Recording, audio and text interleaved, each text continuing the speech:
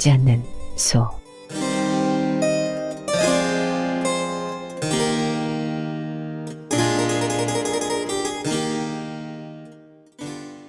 소가 울고 있었다.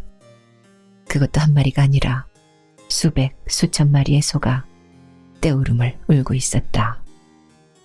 저 많은 소들이 모두 어디서 왔을까? 그렇게 중얼거리는데 가만히 보니 소가 아니었다. 갈까마귀였다. 갈까마귀가 잎이 떨어진 앙상한 가지에 앉아 까악 울고 있었다. 그러나 다시 보니 울고 있는 것은 갈까마귀도 아니었다. 개였다. 어린 개들이 새까맣게 모래밭으로 기어나와 입으로 거품을 흘리면서 각작각작 울고 있었다. 그 소리가 마치 자신들을 잡아 삶아먹은 이중섭을 원망하는 소리처럼 들렸다. 미안하다, 미안하다, 개들아. 그렇게 중얼거리면서 이중섭은 눈을 번쩍 떴다. 천장에는 전등불이 빛나고 있는데 한 여자가 다소곳이 앉아 내려다보고 있었다. 오, 춘자. 화들짝 놀라 벌떡 몸을 일으켰다. 여기가 어디지? 내가 왜 여기에 와 있지? 이중섭이 한꺼번에 두 가지를 물었다. 춘자가 말없이 물그릇을 내밀었다. 달디단 꿀물이었다. 그걸 몇 모금 마시자 겨우 정신이 들었다. 어제의 일들이 몇 가지 기억이 났다. 할매집에서 친구들과 막걸리를 마신 일은 선명하게 떠올랐고 함흥 냉면집으로 간 것도 또렷이 생각났다. 몇 잔의 소주를 마시던 홍하구가 비상이 걸렸다는 연락을 받고 돌아가면서 얼만가의 돈을 호주머니에 넣어준 것도 확실하게 기억해낼 수 있었다. 그런데 언제 냉면집에서 나왔으며 어떻게 춘자를 만났는지는 도무지 떠오르지 않았다. 어젯밤에는 너무 많이 취해 계셨어요. 사람을 분간하지 못할 만큼요. 춘자가 말했다. 그러자 혹시 하는 생각이 퍼뜩 머릿속을 흘러갔다. 술에 취해 무의식 중에 춘자를 찾아온 것이 아닐까? 술에 엉망으로 취해가지고 춘자한테 젖이나 먹자고 떼를 쓴 것은 아닐까? 그러나 도무지 그런 일들이 떠오르지 않았다. 내가 내 발로 춘자를 찾아왔던가? 왜요? 맑은 정신으로 찾아올 수 없는 집을 술에 취해 찾아오신 것이 억울하세요? 꼭 그래서가 아니라 기억이 안 나서 말이야. 어찌 그러실 수가 있어요. 전 그래도 행여나 하고 날마다 선생님을 기다렸어요. 아무리 제가 선생님께 아무것도 아닌 여자라지만 그래도 우린 동양이잖아요. 어떻게 살고 있는가 궁금해서라도 한 번쯤은 찾아오실 줄 알았죠. 그런데 끝내 한 번도 안 찾아오시더군요. 춘자가 원망을 가득 담은 눈길로 하얗게 흘겨보았다. 사실은 제주도에 가 있었거든. 오고 싶어도 올 수가 없었어. 제주도에요? 그래, 제주도에. 이번에 월남미술작가 전시회가 있어서 나온 거라고. 그런데 내가 정말 어떻게 여기를 다 왔지? 취해 비틀거리는 선생님을 제가 모시고 왔어요. 술의 엉망으로 취하셨으면서도 선생님은 부인만 찾으시더군요. 약 올라서 혼났어요. 그러면 내가 춘자의 젖도 먹었겠네? 이중섭이 어설픈 웃음을 흘리면서 물었다. 그러자 그녀가 어처구니 없다는 표정을 지었다. 행복이 안 나온다고 짜증을 내면서요. 혹시나 하고 잔뜩 기대를 했었는데 부인으로 착각을 했을 망정 비로소 선생님의 품에 안겨보나 하고 잔뜩 기대를 했었는데 선생님은 이내 코를 골고 말더군요. 좋다가 말았죠 뭐. 춘자가 배시시 웃었다. 그런 그녀의 얼굴에서 화류의 냄새는 풍기지 않았다. 화장을 하지 않은 맨 얼굴이 청순하게 보이기도 했다. 미안해, 춘자. 나도 사실은 춘자를 안고 싶어. 그러면서도 그러지 못하는 것은 못에 한번 빠지면 끝장을 보고야 마는 내 성격을 내가 잘 알기 때문이지. 내가 아마 그럴 거야. 춘자를 한번 안고 나면 춘자한테서 헤어나지를 못할 거라고. 기생오라비 같은 사람이 되어서 춘자를 괴롭히며 살 거라고. 그림도 못 그리고. 어제 저녁으로 춘자는 이 선생님을 완전히 포기했어요. 앞으로는 길거리에서 우연히 만나더라도 속없이 가슴을 설렌다든지 하는 짓도 없을 거고요. 밤을 새워 선생님의 머리맡을 지키면서 내가 그런 다짐을 했는걸요. 고마워, 춘자. 이중섭이 그녀의 손을 잡았다. 가슴에 잠시 얼굴을 묻고 있던 그녀가 한숨을 푹 내쉬면서 몸을 일으켰다. 안 되겠어요, 도저히. 자꾸만 엉뚱한 욕심이 생기잖아요. 해장국을 끓여야겠어요. 이 선생님이 밉기는 하지만 속은 풀어서 보내드려야지요. 여러 번 끓여본 솜씨인 듯 그녀가 끓인 북어 해장국은 맛이 담백하면서도 입에 당겼다. 뜨거운 국물을 훌훌 불어 한 그릇 먹고 나자 더부룩하던 속이 한결 풀린 기분이었다. 어젯밤에는 고마웠어, 여러 가지로. 상을 물리고 옷을 챙겨 입으면서 이중섭이 말하자 춘자가 아쉬운 표정을 지었다. 한숨 더 주무시고 나가세요. 지금 나가셔야 가실 곳도 없잖아요. 전시회를 오전부터 한다고 했거든. 지금쯤은 문을 열어놓았을 거라고. 제가 한번 들러도 될까요? 선생님의 그림을 보고 싶어요. 보고 싶으면 와. 누구든지 올 수 있는 곳인데 뭐. 괜히 해본 소리였지요. 잘 가세요, 선생님. 전시장에 도착했으나 너무 이른 시간이라서 그런지 아무도 나와 있지 않았다. 그뿐만이 아니라 출입구에는 열쇠까지 채워져 있었다. 에이, 참, 괜히 일찍 나와가지고. 혼자 투덜거리며 몇 걸음 걸어 나오는데 낯익은 얼굴이 하나 다가왔다. 김영주였다. 문이 닫혀 있어, 영주 형. 병기 형도 안 보여. 시간이 한참 남은 모양이야. 그럼 다방에 나가지 뭐. 아마 거기에 다들 모여 있을 거야. 김영주가 오던 길을 되돌아섰다. 다방에? 밀다원 다방이라고 예술가들이 주로 모이는 다방이 있어. 그런데 왜 난 그걸 몰랐지? 이중섭이 처음 부산에 도착하여 예술가들을 만나겠다고 광복동 거리를 헤매고 다닌 일을 떠올리면서 중얼거렸다. 뭘 몰랐다는 거야, 중섭이 형? 내가 막 부산에 피난을 왔을 때 아는 사람을 만나려고 광복동을 헤맨 일이 있거든. 처음에는 거리를 헤매다가 나중에는 술집이며 다방을 뒤지고 다녔거든. 하나도 안 만나지대. 저기 저 다방도 찾아봤어? 김영주가 눈으로 허름한 건물의 2층을 가리켰다. 거기에 밀다원 다방이 있었다. 저 다방은 안 들어가 봤어. 2층에도 다방이 있는 줄은 몰랐거든. 영주 형도 저기에 있었어? 해가 지면 갈 곳이 없잖아. 참새가 방앗간을 찾아 모여들듯이 하나둘씩 모여들었지. 호주머니가 빈 사람들끼리 모여있다가 차값이며 술값을 가지고 나타난 사람이 있으면 그를 하는 일처럼 떠받들기도 하고. 눈에 선하네. 어미새가 밥을 물고 오기를 기다리는 새끼새들처럼 앉아있었을 예술가들의 모습이. 이중섭이 한마디 하며 힘찬 걸음으로 나무 계단을 올라갔다. 걸음을 옮길 때마다 삐걱거리는 소리가 났다. 그러나 아직 다방에 죽치고 있기에는 이른 시간인 모양이었다. 30대 초반으로 보이는 여자 하나가 창가에 앉아 작은 거울을 들여다보며 분을 바르고 있을 뿐 다방 안에 아는 얼굴은 없었다. 그냥 돌아서 나오려다 말고 아니 저 친구가? 하면서 김영주가 걸음을 멈추었다. 이중섭의 눈길이 따라갔다. 구석자리에서 한 사내가 신문을 읽고 앉아 있었다.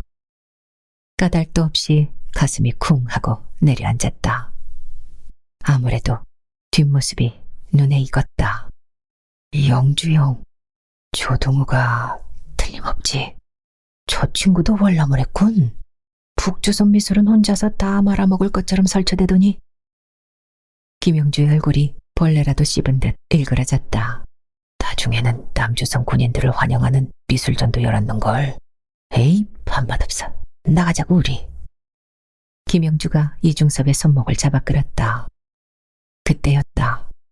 조동호가 어떤 낌새를 느꼈는지 흘끔 고개를 들었다. 그리고 다음 순간 흠칫 놀란 기색이더니 몸을 일으켜 허둥지둥 쫓아나왔다. 아니, 이중섭 선생님. 김영주 선생님도 함께 오셨군요. 반갑습니다, 정말. 조동호가 누구에게랄 것도 없이 손을 내밀었다. 김영주가 그 손을 잡아줄 눈치가 아니었으므로 이중섭이 잡았다. 조동무도 월남을 했소. 에이, 선생님도 참. 여긴 북조선이 아니고 남조선입니다. 동무가 뭡니까, 동무가. 그냥 조군이라고 불러주십시오. 동무가 입이 올라서 그만. 앞으로는 조용히라고 부를게. 그렇게 하시든지요. 아무튼 앉으시죠. 오늘은 제가 차 한잔 대접하겠습니다. 조동호가 이중섭을 자리에 앉혔다. 김영주는 마지못해 따라 앉았다. 이 선생님, 이번에 작품은 출품하셨겠죠? 저도 한 점 출품했는데 남조선 화단에 제 작품이 어떻게 비칠까 겁이 나는군요. 조영도 출품을 했다고? 이중섭이 붉은색의 섬뜩한 느낌을 주던 그의 그림을 머릿속에 떠올리면서 물었다. 그럼요. 저도 월남 작가가 아닙니까? 추상화를 한 점 출품했죠. 추상화를? 남조선에 내려와 화단을 얼핏 들여다보니까 의외로 추상화가 많이 등장하고 있더군요. 제가 보기에도 무엇을 그린 것인지도 모를 추상화가 끌리더라고요. 구상화는 그림의 수준이 한눈에 드러나 보이지만 추상화는 어렵게만 그리면 그럴듯해 보이고 말이에요. 조동호가 그렇게 말했을 때였다. 입 못 닥쳐 임마? 김영주가 느닷없이 고함을 질렀다. 조동호가 멀뚱한 표정으로 바라보았다. 뭐? 그럴듯해 보여서 추상화를 그린다고? 어디서 그림을 모독하는 거야 임마? 다른 사람들 앞에서 원산 출신이라고 하지 마. 내 앞에서 원산을 팔고 다니면 그냥 안 둘 테니까. 왜 그래, 영주형. 참으라고. 영주형이 몰라서 그렇지. 추상화도 괜찮아. 이중섭이 김영주를 달랬으나 그는 얼굴을 풀지 않고 씩씩거렸다. 영주형도 화를 내니까 무섭네. 조용히 이해해. 저야 뭐 이해하고 말 것이나 있습니까? 고향 선배님의 꾸중이니까 달게 받아야죠. 조동호가 쓰게 웃었다. 김영주가 먼저 자리를 털고 일어섰다. 가자고, 중섭이 형. 앞장서서 카운터로 간 김영주가 커피값을 계산했다.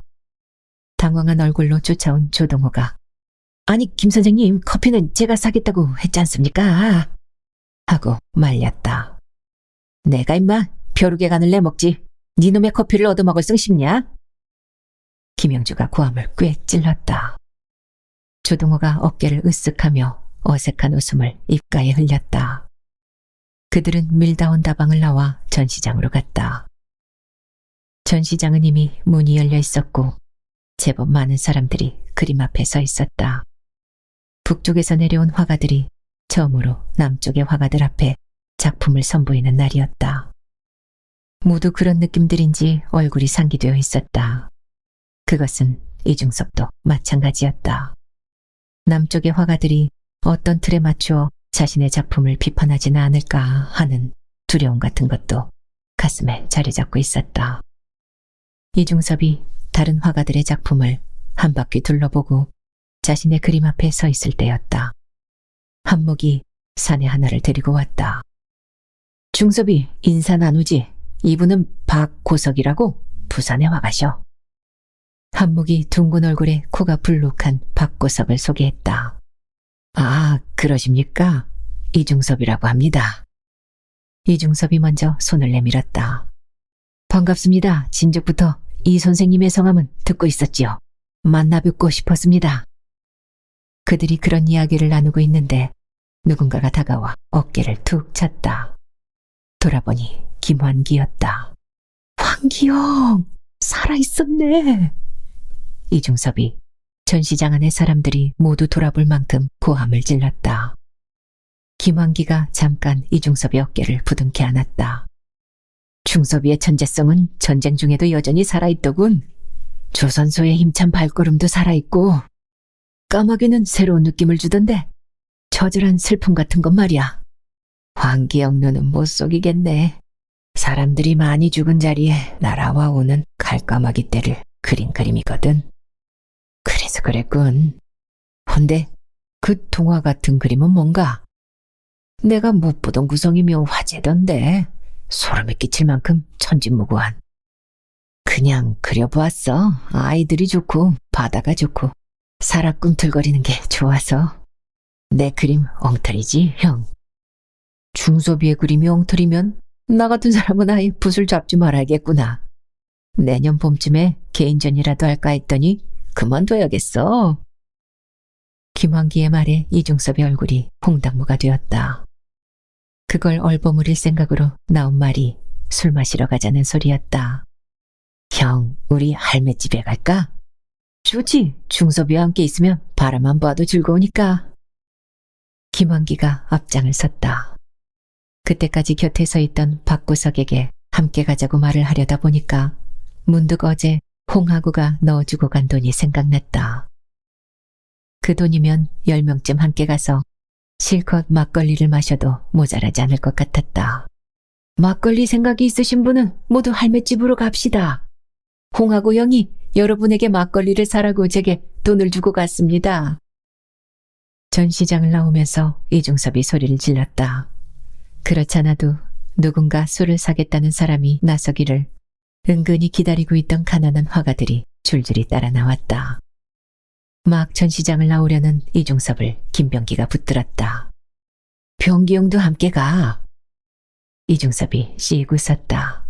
사람도 참 홍화백이 준 돈이 얼마가 되는 줄은 모르지만 그걸로 물감이라도 살 생각은 않고 술값으로 다 풀 셈인가? 서비형 말고도 술값을 낼 사람이 있을 테니까 서비형은 취한 척하고 버티라고. 병기 형도 참 내 성질을 잘 알면서 함께 안 갈 거야? 기분 나빠서? 나라도 여길 지켜야지. 다 술 마시러 가버리면 어떻게 하겠어? 김병기가 고개를 저었다. 그때까지 전시장에 남아있던 조동호가 멈칫거리며 다가왔다. 함께 가자고, 조용도. 이중섭의 말에 조동호가 반색을 했다. 정말 제가 함께 가도 되겠습니까, 이 선생님? 아, 조용은 화가가 아닌가? 이중섭이 앞장을 섰다. 떼거리로 몰려들어오는 화가들을 보고 노파가 한마디 내뱉었다. 환쟁이들이 때로 몰려오는 걸 본게 오늘도 돈 벌기는 틀린 모양이네. 이놈들아, 오늘은 외상 안 돼. 오늘도 외상을 오면 내일부터는 이 집 문을 닫아야 한다고. 걱정 마십시오, 할매. 사내 놈이 10놈이 넘는데 그까지 술값 낼 놈이 없겠습니까? 술값이 없다면 대신 불알이라도 떼어서 드리겠습니다. 누군가 소리를 질렀다. 그쪽을 흘끔 바라본 노파가 썩을 놈 주둥이는 살아가지고 짤도 나불거리네. 이 아이놈아, 술값 대신에 떼어준다는 불알을 다 모아놓았으면 몇 가마니도 더 될 것이요. 하고 맞대거리를 했다. 막걸리에 취한 화가들이 횡설수설하기 시작했을 때 노파가 그들을 쫓아냈다. 야, 이 썩을 놈들아, 그만큼 마셨으면 됐다. 네 놈들의 입만 입이라더냐. 다른 사람 생각도 좀 해야지. 정 마시고 싶으면 쉬었다가 마시거라. 노파의 말에 누군가가 전시장이나 한 바퀴 둘러보고 오지 하고 일었었다. 이중섭이 얼른 술값을 계산했다. 제일 가난하게 생긴 사람이 돈은 제일 많은갑네. 노파가 웃으며 미안한 표정으로 돈을 받았다. 막걸리 값을 계산하고도 홍하구가 주고 간 돈은 그대로 남아있었다. 비록 막걸리 일망정 배를 채우자 세상이 행복하게 보였다. 그런 기분이 말이 되어 나왔다. 술값 한번 싸서 좋네. 막걸리가 있어서 세상은 살만해. 영주 형도 그렇게 생각하지? 할매 집에 할매도 좋고. 중섭이 형다운 생각이군. 그들이 불쾌하게 달아오른 얼굴로 전시장으로 돌아왔을 때였다. 김병기가 이중섭에게 다가왔다. 중섭이, 그림이 팔렸어. 내 그림이? 그래, 아이들이 물고기와 노는 그림하고 소그림이 팔렸어. 2점씩이나? 내일 아침에는 해가 서쪽에서 뜨겠네. 내 그림을 사는 사람이 다 있다니. 이중섭이 쑥스럽게 웃는데 조동호가 다가와 부러운 눈빛을 지었다. 축하합니다, 이 선생님. 이거 영 부끄럽구만. 이중섭이 손가락으로 머리 뒷꼭지를 긁으며 팔렸다는 자기 그림 앞으로 갔다. 그림 밑에 빨간 딱지가 붙어 있었다. 그걸 바라보는 기분이 묘했다. 특히 소 그림 앞에서는 그런 기분이 강했다. 소의 눈빛이 자기를 팔아먹은 주인을 원망하는 것처럼 보였다. 병기영, 저 그림을 안 팔면 안 될까? 무슨 소리야, 그건? 아직 빚이 난 부분이 있어서 말이야. 쓸데없는 소리 하지 마. 그림에 대한 안목이 높은 분이 서슴없이 골라낸 그림이니까 말이야. 누가 샀는데? 물고기 그림은 젊은 여자가 샀고 소 그림은 공부처 차관께서 쓱 들러보시고는 딱지를 붙이라고 하시더군. 내 소가 높으신 양반하고 놀게 생겼네. 근데 젊은 여자는 누구야? 병기영이 아는 사람이었어? 아니, 처음 본 얼굴이었어. 한복을 곱게 차려입었는데 도무지 피난민 티가 안 나더라고. 전시장을 한 바퀴 둘러보더니 중섭이의 그림을 사고 싶은데 얼마를 지불해야 되느냐고 묻더군. 그래서 50만 환만 달라고 했어. 두말 않고 고개를 끄덕이더군. 돈도 많은 여자처럼 보였어. 그 순간 이중섭의 머릿속으로 혹시 하는 생각이 스쳐갔다. 혹시 춘자가 아닐까? 맞아, 그 여자가 구경을 왔다가 내 그림에 딱지를 붙인 것이라고. 그때 누군가가 불쑥 말했다. 전시회 기간 동안의 술값은 중섭이가 책임을 져야겠군. 전시 첫날에 그림이 2점이나 팔렸잖아. 맞아, 술은 내가 살게. 이중섭은 앞장을 서서 전시장을 나왔다. 빨간 딱지를 붙이고 있는 자신의 그림 앞에서 부끄러웠다. 몇 명이 졸래졸래 따라왔다. 그들은 충무동 할매집으로 갔다. 썩을 놈들, 그새를 못 참아서 또 왔네. 그렇게 납박살을 주면서도 노파는 술자리를 챙겨주었다. 곁에 바싹 붙어 앉은 조동호가 말했다. 기쁘시겠습니다, 이 선생님. 남쪽에 내려오셔서 처음 가진 전시회에서 첫 번째로 그림이 팔렸으니까 말입니다. 기분이 좋기도 하고 쓸쓸하기도 하고 그래. 화가가 그림을 판다는 것이 영 못해먹을 짓이거든. 내 그림한테 미안하기도 하고 말이야. 어차피 화가는 그림을 팔아먹고 사는 사람이 아닙니까? 부끄러워할 필요는 없지요. 조영은 그림을 많이 팔아본 사람처럼 말하네. 그렇게 말한 이중섭이 더부룩하게 차오르는 방광을 느끼고 뒷곁에 화장실을 찾아가는데 조동호가 따라왔다. 변기 앞에 나란히 서서 볼일을 보면서 이중섭이 말했다. 조영, 내가 남쪽으로 와서 새삼 깨달은 것이 있는데 무엇인 줄 알아? 뭔데요? 오줌 누는 즐거움이야. 북쪽에서는 주로 소주만 마시니까 오줌 누는 즐거움을 몰랐거든. 헌데 부산에 와서 막걸리를 마시니까 배도 빨리 부르고 오줌도 빨리 마려운데 그걸 오래오래 참다가 보면 말이야. 이중섭의 말에 조동호가 흐흐 웃다가 갑자기 심각한 표정을 지었다. 사실은 선생님께 부탁드릴 것이 있습니다. 무슨 부탁인데? 그림을 대신 그려달라는 부탁만 아니라면 해봐.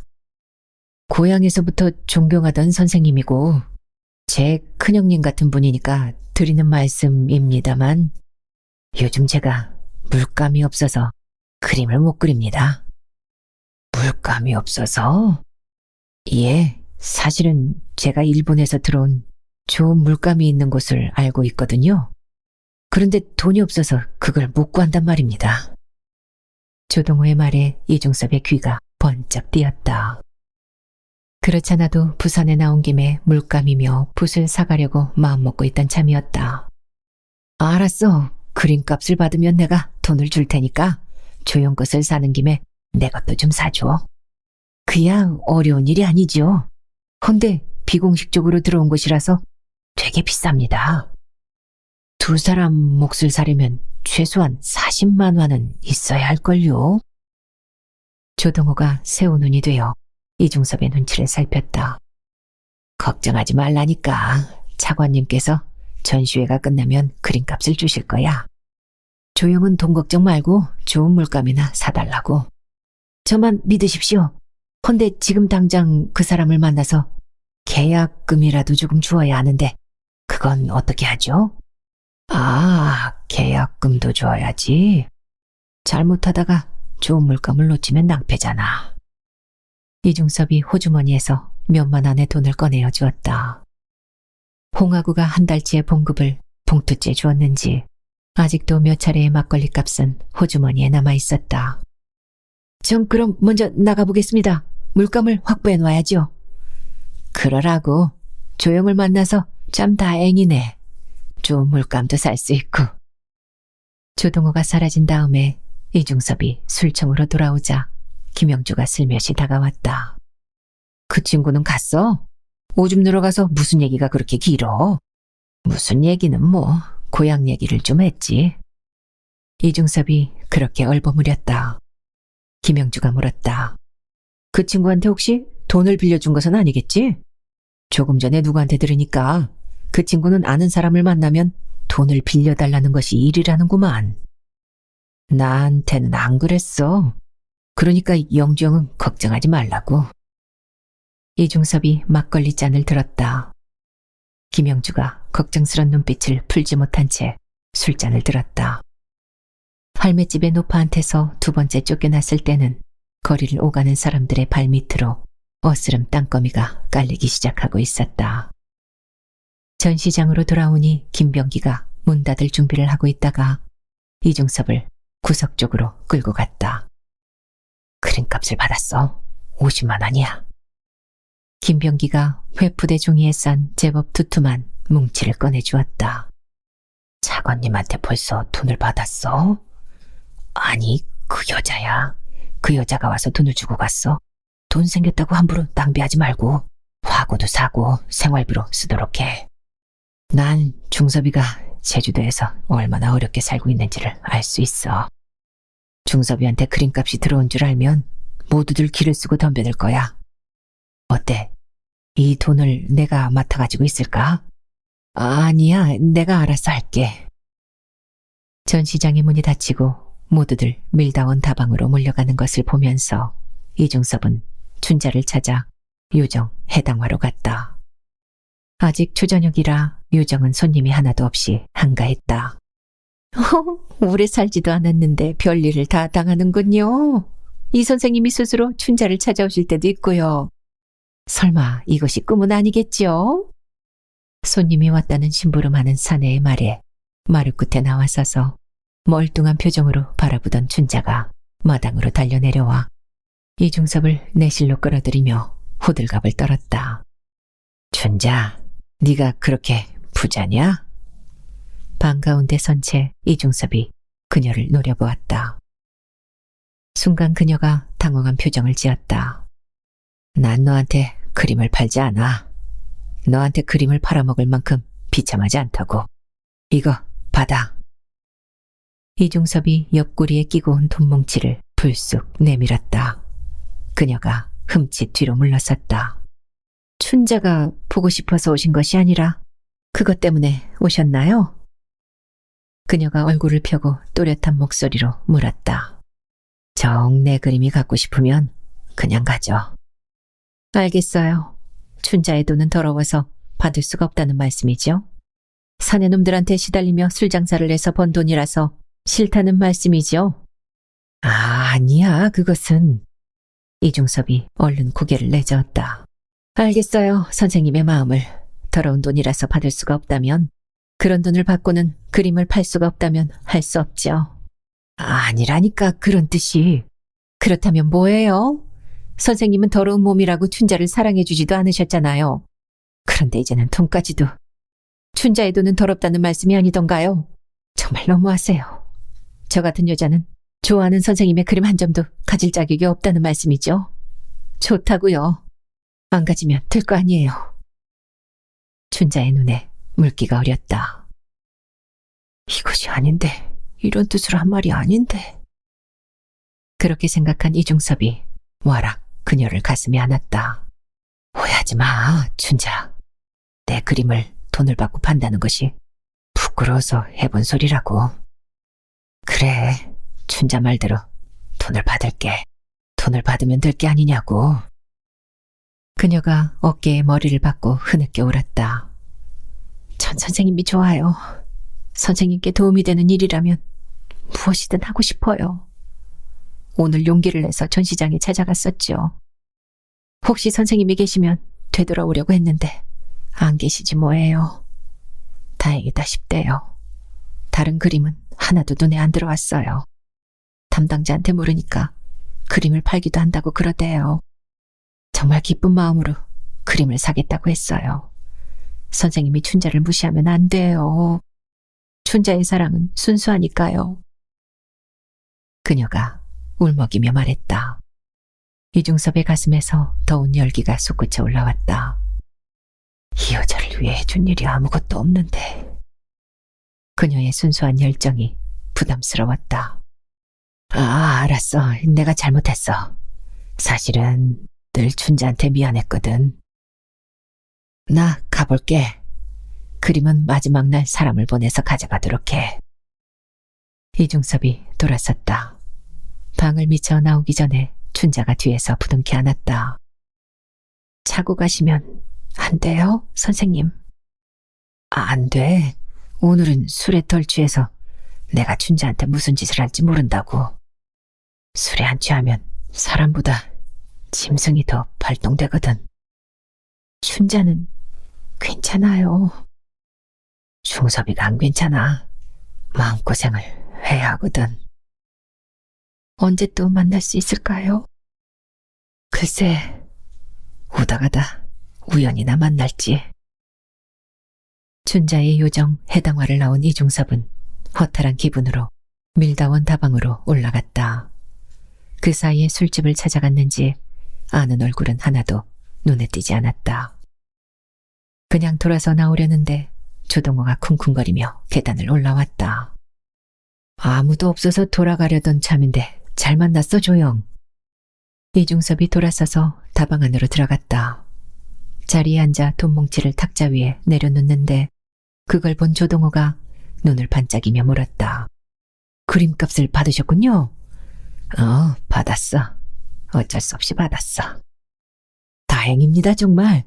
그러잖아도 물감을 가지고 있는 사람을 만났습니다. 내일이라도 돈만 가지고 오면 넘겨주기로 했습니다. 잘 되었네. 참으로 잘 되었네. 조영 덕분에 좋은 물감을 구하게 되었고 좋은 그림도 그릴 수 있게 되었어. 이중섭이 회푸대를 풀어 10만 원 뭉치 3개를 조동호에게 넘겨주었다. 그걸 호주머니에 잘 간직한 조동호가 커피도 안 마시고 일어섰다. 왜 그래, 조영? 커피는 마시고 가야지. 아닙니다, 이 선생님. 다른 사람들의 눈에 띄는 것도 그렇고 전 바로 가봐야겠습니다. 물감을 가지고 있는 사람을 만나 물감부터 사놓겠습니다. 워낙 귀한 것이 되나서 다른 사람이 사버리면 또 한참을 기다려야 되거든요. 내일 이 시간쯤에 여기서 만나죠. 그럴까? 그럼. 정말 고마워, 조영. 고맙기는요, 고향의 후배로서 응당해야 할 일을 하는걸요. 조동호가 서둘러 다방을 나갔다. 조영은 참 좋은 사람이야. 남의 일을 자기 일처럼 잘해주는 것을 보면. 이중섭이 조동호가 사라진 출입구를 바라보며 중얼거렸다. 그러나 조동호는 다음날 전시장에 얼굴을 비치지 않았다. 약속 시간에 밀다온 다방에도 나타나지 않았다. 혹시 조동호가 나와 기다릴까 싶어서 박구석이 막걸리를 사겠다고 할매집으로 일행을 끌고 가는데도 빠지고 기다렸으나 조동호는 끝내 나타나지 않았다. 다음 날도 마찬가지였다. 하루 종일 초조하게 기다렸으나 끝내 콧배기도 비치지 않았다. 에이 참, 맥 빠졌어. 하루 내 기분이 울적해 있는 이중섭에게 김영주가 물었다. 왜 그래, 중섭이 형? 막걸리도 안 마시러 가고? 아무 일도 아니야. 영주 형이 걱정할 일이 아니야. 그렇게 얼버무렸으나 온종일 안절부절 못했다. 전시회가 끝나는 날이었다. 할매집에서 막걸리를 마셨으나 그날따라 막걸리 맛이 시금털털하니 영 구정물 맛이었다. 그것도 술이라고 다른 사람들은 잘도 마셔댔으나 이중섭은 따로 소주를 주문하여 마셨다. 썩을 놈, 골문 속에는 시어도 막걸리가 보약이여. 독한 쇠주는 독약이고. 노파가 소주를 가져다 주면서 한마디 했다. 그동안 보약만 먹었더니 오늘은 독약이 먹고 싶은데요, 할매. 이중섭이 그렇게 대꾸하면서 소주를 자작하여 마셨다. 그런 모습을 가만히 지켜보고 있던 박고석이 말했다. 왜 그러십니까, 이영? 요즘 며칠째 계속 우울한 얼굴이신데요. 사실은 물감을 좀 사야겠는데 그걸 살 길이 막막해서요. 조동호 때문에 그렇다는 소리는 못하고 물감 핑계를 댔다. 그것은 이중섭의 솔직한 심정이기도 했다. 돈을 30만 원이나 가져간 조동호가 연락이 없는 것이 불안한 것이 아니라 어쩌면 물감을 못 구할지도 모른다는 것이 불안해진 것이다. 이 형도 참, 그것 때문에 그렇게 우울한 표정이십니까?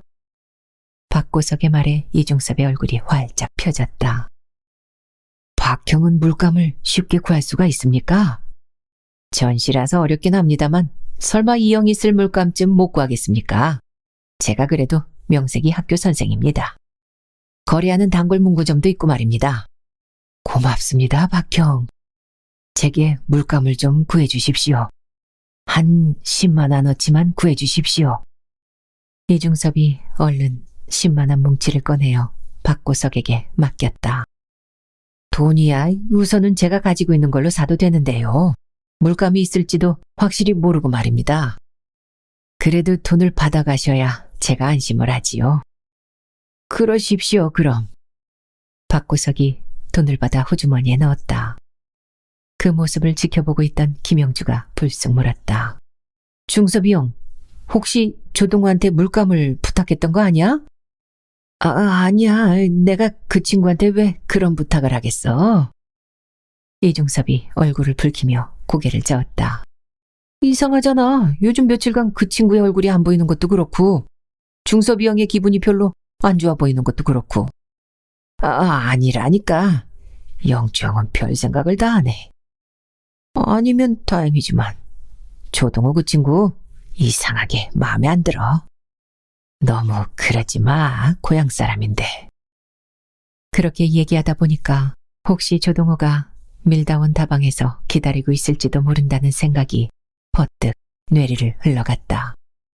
박고석에게 내일 오후에 밀다원 다방에서 만나자고 해놓고 이중섭은 서둘러 할매집을 나와 밀다원 다방으로 갔다. 나하고 함께 왔던 사람 안 왔었지요? 하고 마담에게 물었으나 안 왔었다는 대답만이 돌아왔다. 그럴 사람이 아닌데 이상하네. 이중섭이 입맛을 쩝다시며 자리에 앉을 때였다. 출입구에 사내 하나가 나타났다. 그 사내가 입구에 서서 다방 안을 한 바퀴 둘러보더니 서슴없이 이중섭의 자리로 다가왔다. 중섭이! 이중섭이 맞지? 사내가 소리를 질렀고 이중섭이 멀뚱한 표정으로 올려다보았다. 눈에 익은 얼굴이었으나 얼른 기억이 나지 않았다. 이 친구 천재라고 소문이 자자하더니 가짜 천재였던 모양이네. 천하의 김종영이도 몰라보는 것을 보니까. 맞아, 김종영이. 오산학교의 명물 김종영이가 틀림없구나. 이중섭이 벌떡 일어서서 김종영의 손을 덥석 움켜잡았다. 이제야 알아보는군. 낄낄 웃으며 김종영이 맞은편에 앉았다. 김영도 예술가야? 마담이 커피를 가지러 간 사이에 이중섭이 물었다. 무슨 소리야 그것은? 이 다방에는 예술하는 사람이 많이 들른다고 그래서. 난 또 무슨 소리라고. 난 예술하고는 상관없어. 중섭이도 잘 알잖아. 내가 그림이나 음악 같은 과목은 늘 꼴찌에서 달랑달랑한 것을. 이 앞을 지나다가 다방 이름이 좋아서 그냥 들어와 봤어. 다방 이름이 좋아서? 응, 밀다원이라는 이름이 눈에 확 끌리더라고. 무슨 좋은 일이라도 생길 것 같은 고향 냄새도 나고 말이야. 그래서 들어와 봤더니 중섭이가 딱 버티고 있잖아. 김영은 옛날하고 똑같네. 어떻게 살아? 나야 어디서든지 천하태평이지. 곧 사업을 시작하려고 그래. 눈을 크게 뜨고 보니까 길바닥에 굴러다니는 돈뭉치가 눈에 환히 보이더군. 중섭이는 어때? 여전히 그림을 그린다는 소식은 진즉부터 듣고 있었고, 지금 어디서 살아? 제주도에 있어. 제주도에? 고생이 많겠군. 왜 제주도에 살지? 어차피 피난민의 고달픈 삶이라면 섬보다는 육지가 나을 텐데. 그림 한 점이라도 육지라야 팔릴 것이 아니냐고. 내겐 제주도가 편해.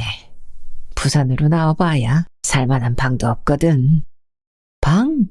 방이라면 걱정하지 말고 나와. 내가 어떻게든 마련해줄게. 지금 내가 살고 있는 집을 중섭이가 가져도 좋고. 집도 있어? 부자네, 김영은. 범천동 산비탈에 판잣집을 하나 지었지. 언제든 제주도에서 나와. 내가 집을 비워줄 테니까. 난 그런 판잣집쯤이야 얼마든지 새로 지을 수 있거든. 오늘 밤에는 따고 자자고. 김종영이 남은 커피를 마저 마시고 서둘러 일어섰다. 어깨동무를 하고 범천동까지 갔다. 김종영의 집은 범천동 산비탈에서도 한참을 올라가는 곳에 있었다.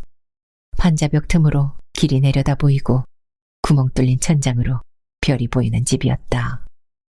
그날 밤 이중섭은 조동호가 킬킬킬 웃으며 돈을 세는 꿈을 꾸었다. 일주일 만에 이중섭은 제주도로 돌아왔다. 좋은 물감을 구하지 못했다고 미안해하면서도 박구석이 한 보따리의 물감을 사가지고 왔다. 그것만으로도 이중섭은 부자가 된 듯 행복했다. 갈까마귀를 그린 그림은 김병기에게 맡겼다. 이중섭 스스로 맡긴 것이 아니라 김병기가 원했기 때문이다. 어차피 머지않아 부산으로 나올 것이 아니냐면서 자기에게 맡기고 가라는 것이었다. 혹시 임자가 나타나면 팔아주겠다고 했다. 이중령이 빌려갔던 그림을 가지고 온 것은 이중섭이 부산에서 돌아온 지 열흘쯤 지나서였다. 아이들을 데리고 바닷가에 나가 오후 내내 그림을 그리고 돌아오니 방문 앞에 쌀이 한 가마니 덩그러니 놓여있고 그 곁에 그림이 세워져 있었다. 웬 쌀가마니야? 이중령님이 그림 보신 값이라면서 보내오셨어요. 그렇게 말하는 남덕의 눈가가 젖어 있었다. 참으로 오랜만에 쌀을 대하고 보니 기쁘기도 하고 슬프기도 한 모양이었다. 그림 본값 한 번 비싸게 받았네. 이중섭은 이중령의 호의가 고마우면서도 부담스러웠다. 그걸 눈치챈 남덕이 말했다. 아무래도 이 그림은 완성해서 이중령님께 드려야겠지요? 남덕이가 염치를 안 해. 그럼요. 주인집에도 쌀을 좀 나눠줄게요. 늘 신세만 졌는데. 그것도 예쁜 생각이고. 오랜만에 부엌에서 쌀 익는 냄새가 났다. 아이 녀석들이 쌀밥 냄새를 맡고 손뼉을 치며 좋아라 했다. 그 모습에 또 이중섭의 기분이 울적해졌다. 새삼 광대뼈가 툭 붉어지고 눈이 쑥 들어간 아이들의 얼굴이 눈에 들어왔다. 미안하구나. 미안하구나, 내 아들들아. 입속으로 사죄의 말을 했으나 우울하기는 마찬가지였다. 그러나 그런 기분이 오래가지는 않았다. 부산에서 사온 물감과 화포가 그를 기다리고 있었다. 이중섭이 빌려갔다가 갖고 온 그림을 완성해 놓고 다른 그림을 그렸다. 서귀포 앞바다와 그 속에 물고기를 그렸다. 아이들보다 큰 물고기를 그리고 그 위에 아이들을 태워 마음껏 바닷속을 헤엄치게 만들었으며 억센 뿔을 힘차게 부딪히며 싸움하는 소를 그리고 사랑 싸움하는 닭을 그리기도 했다. 이제야 당신이 원산시대의 열정을 되찾으신 것 같아요. 어느 날 남덕이 말했다. 그때는 참 부지런히 그렸지. 사랑도 열심히 해대고. 오늘 밤에 우리 사랑 한번 할까? 이중섭의 말에 남덕의 얼굴이 붉어졌다. 날마다 귤을 따라다니는 그녀의 얼굴이 많이 수척했다. 오히려 아이들보다 더 양유어 있었다. 남덕이 소녀처럼 부끄러워하네. 오늘 밤에 달이 뜰 거라고. 달이 뜨면 우리 바닷가로 산책을 나가자. 남덕이한테 미안한 마음을 그렇게 얼버무렸다. 아껴서 먹는다고 먹었는데도 이중령이 가져온 쌀은 한 달 남짓 지나자 바닥이 났다. 다시 계자비가 시작되고 남덕이 아이들과 함께 수확이 끝난 고구마 밭을 뒤지고 다녔다. 운이 좋은 날은 한나절 동안에 내 식구가 한 끼를 때울 만큼의 고구마를 주워왔다. 봐요 여보, 이렇게 많이 주웠어요. 게를 삶아서 반찬 삼아 먹으면 맛있을 거예요. 그래, 우리 남덕이를 위해서 주인들이 일부러 고구마를 남겨놓은 모양이야. 참으로 고마운 일이야. 이중섭은 가슴이 아팠다. 계절은 어느 사이에 가을이 깊어 있었다. 아침이면 초가지붕 위에 하얗게 서리가 내렸다. 벽 틈으로 들어오는 바람끝이 제법 싸늘했다. 조카 영진이가 부산으로 전출을 가게 되었다면서 찾아온 것은 유난히 서리가 하얗게 내린 날이었다. 부산으로 가게 되었어요, 숙부님. 그래, 잘 되었구나. 어디를 가든지 몸만 건강하면 되지 뭐. 헤어지는 아쉬움을 이중섭이 그렇게 말했다. 이번 참에 숙부님도 아예 부산으로 옮기세요. 난 제주도가 좋다. 내 걱정은 말고 너나 가거라. 갈수록 숙모님의 얼굴이 안 되셨어요. 동생들도 그렇고요. 지난번에 그림도 팔렸다고 하셨잖아요.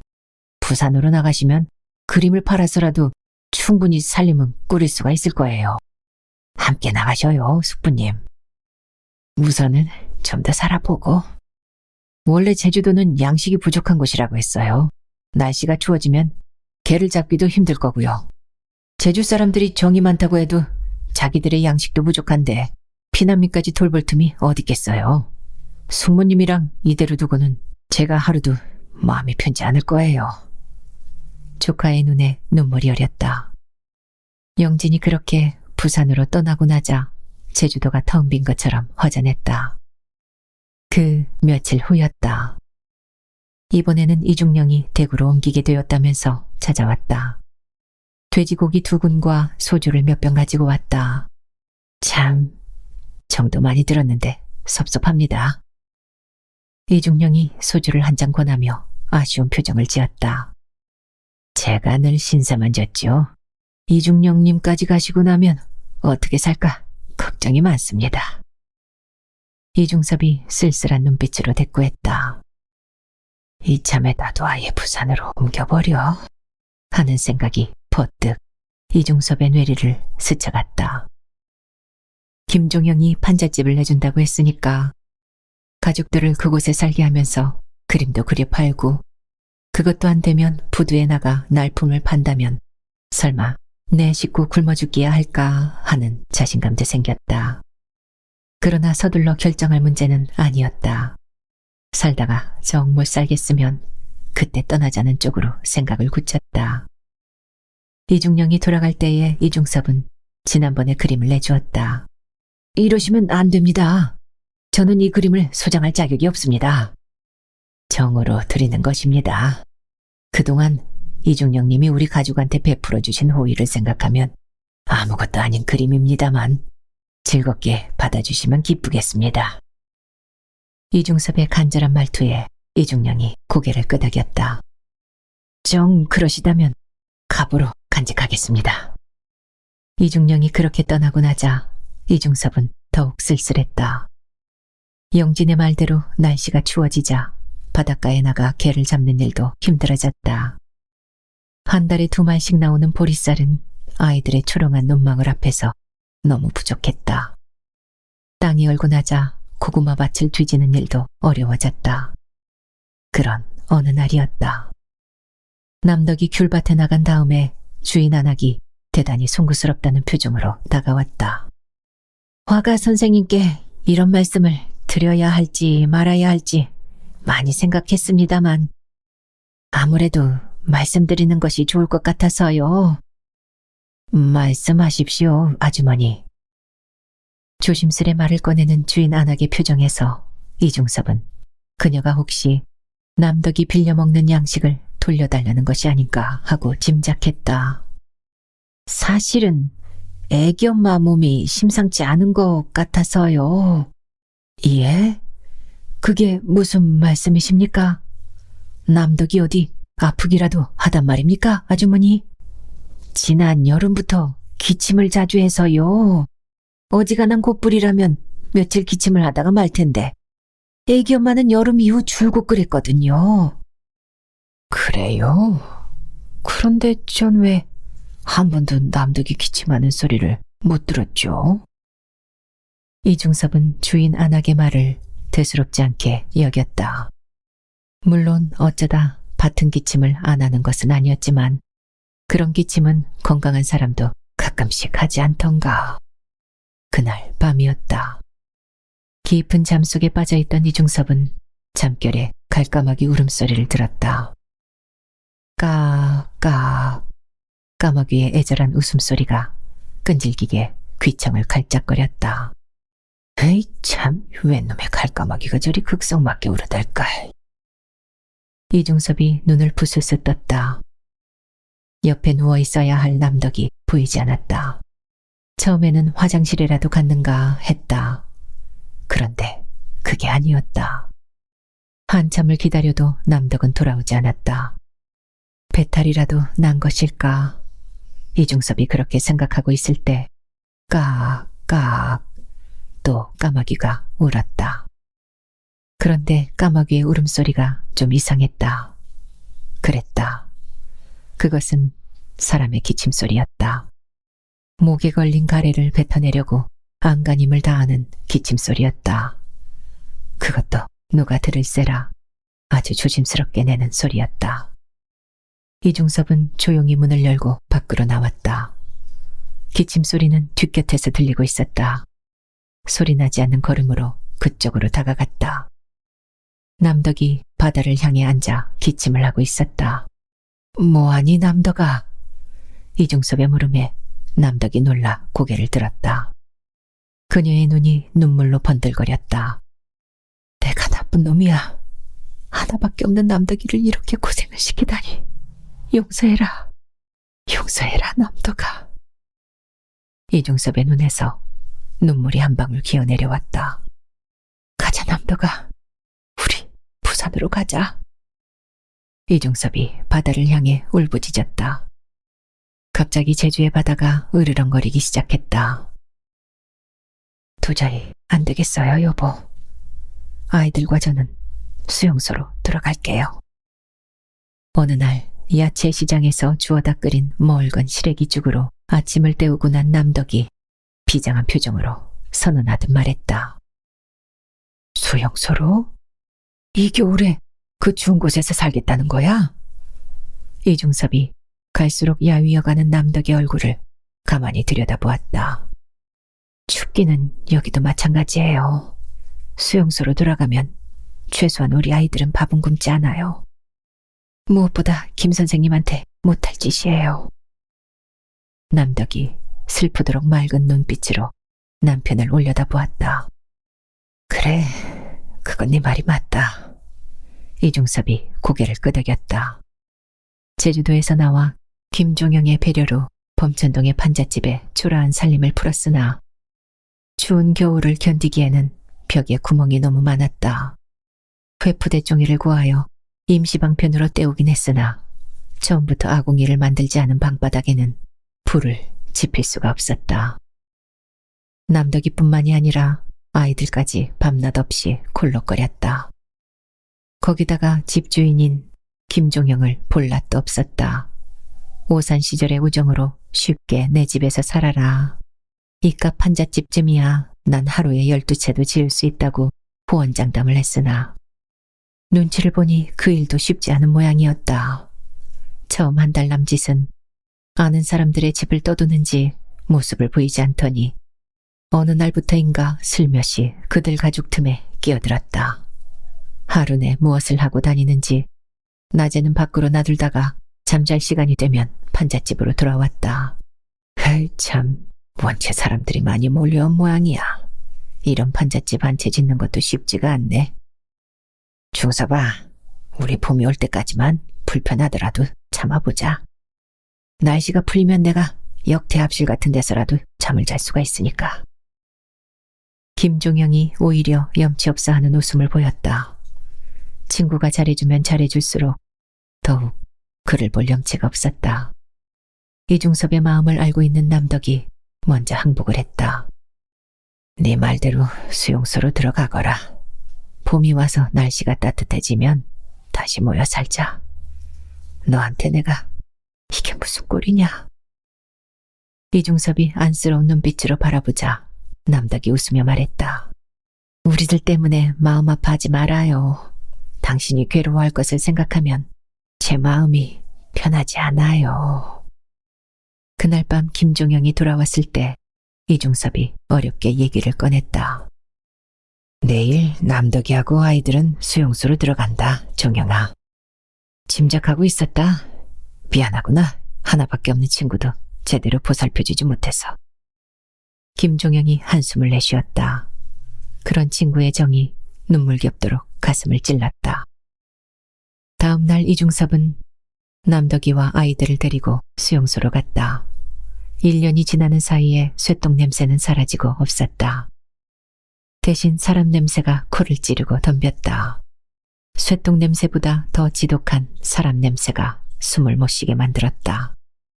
아이들은 손으로 코를 막았고 참을성 많은 남덕이조차도 얼굴이 일그러졌다. 다시 나갈까 우리? 이중섭이 묻자 남덕이 고개를 내저었다. 냄새란 어차피 며칠 동안 맡고 나면 익숙해질 거예요. 지난번에 쇠통 냄새도 그랬잖아요. 그것보다 당신 무리하지 마세요. 술도 많이 잡수시지 마시고요. 남덕이 오히려 걱정스러운 눈빛을 지었다. 그런 그녀의 얼굴에는 이제 살이라고는 없었다. 피난민 수용소에서 1년을 수용되어 살았던 다른 안악들보다 더 야위어 있었다. 이중섭은 송곳으로 가슴을 찔린 것 같은 통증을 느꼈다. 내 남덕이가 제일 말랐구나. 남덕이는 언제쯤 살이 토실토실 찔까? 당신은 별걸 다 걱정하시네요. 이 어려운 시대에 살이 찌면 사람들이 욕해요. 미안하구나. 미안하구나 남덕아. 너 볼 낯이 없어서 나이만 갈란다. 참담한 심정으로 이중섭은 수용소를 나왔다. 이중섭의 발걸음이 충무동의 할매집으로 갔다. 부산으로 돌아와 처음 며칠간 뻔질나게 들르다가 요즘 들어서는 발길을 끊었던 곳이었다. 거기에 가면 아는 얼굴을 만날 수는 있었으나 모두가 빈털터리들 뿐이었다. 누군가 와서 막걸리를 사주기를 기다리는 모습들이 눈물이 날 만큼 처량했다. 그것은 이중섭도 마찬가지였다. 제주도에서 남겨온 몇 푼의 돈이 떨어지고 난 이후로는 그쪽으로 발길이 옮겨지지 않았다. 밀다 온 다방도 아래에서 바라만 보다가 돌아서기 일쑤였다. 할매집에 아는 얼굴은 없었다. 문만 조금 열어보고 돌아서 나오려는데 어느새 보았는지 노파가 불러들였다. 비 맞은 장따꼬리네. 축 처져 있는 것이. 얼른 들어와. 안으로 들어가자 노파가 이죽거리기부터 했다. 말없이 자리를 하나 차지하고 앉자 노파가 시래기국에 보리밥을 한 덩이 말아가지고 가져왔다. 이놈아, 어려운 시대일수록 염치가 두둑해야 안 죽고 살아남아. 썩을 놈. 제 호주머니에 돈 떨어졌다고 발길을 뚝 끊어버리는 뱀이 어딨냐. 노파가 이쪽의 사정을 꿰뚫어보고 사정없이 면박을 주었다. 우리 할매가 귀신이 다 되었네. 중섭이 호주머니에 돈 떨어진 줄도 다 알고 얼어 죽을 놈 같으니라고. 낯짝을 본게 아침도 못 먹었구만. 요즘엔 그 좋아하는 막걸리도 못 마신 것 같고. 노파가 막걸리를 한 주전자 가져다 주었다. 할매, 나 돈 없어요. 외상은 싫고. 이놈아, 누가 네 놈들어 술값 달라고 하더냐? 똥 걱정은 말고 처먹기나 여. 노파가 눈을 하얗게 찢었다.